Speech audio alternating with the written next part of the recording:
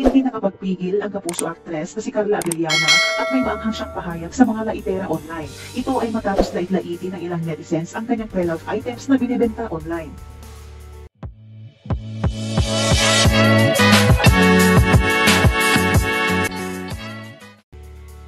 Nagbukas kasi si Carla ng kanyang online shop na tinawag niyang Carla Abellana Closet sa kanyang Instagram account kung saan binibenta na niya ang kanyang mga ilang gamit na second hand at mga hindi na niya ginagamit, katulad ng branded bags at mga sapatos. Hindi sinabi ni Carla na may purpose pala siya kung bakit siya nagbebenta online. Ayon sa isa niyang follower, ang magiging tubo umano ni Carla mula sa pagbebenta online ay mapupunta sa mga inaabuso at pinabayaang alagang hayop o pets.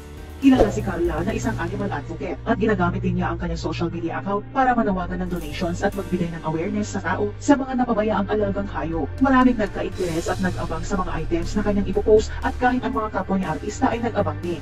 Marami rin ang umasa na sana ay affordable ang mga items. Pero imbyer na ang aktres dahil sa panlalait ng ilang netizens, lalo na sa ilang niyang pre-love items na pares ng sapatos na mukha namang memorable sa kanya. Ito ang sinabi ng mga nega netizens sa kanya. Sorry pero bulok na po, hindi na pangbenta yung quality niya, just saying.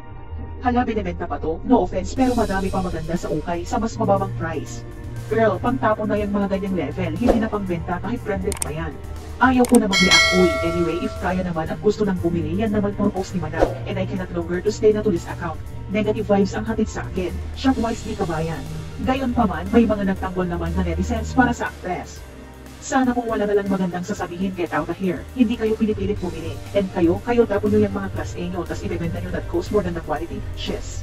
Samantala, sa original account naman ni Carla sa IG kung saan pinost niya ang larawan ng kanyang online store, may maanghang siyang pahayag sa mga nega na netizens. Kung wala namang magandang sasabihin, huwag na lang mag-comment at hindi naman hinihingi ang opinion nyo.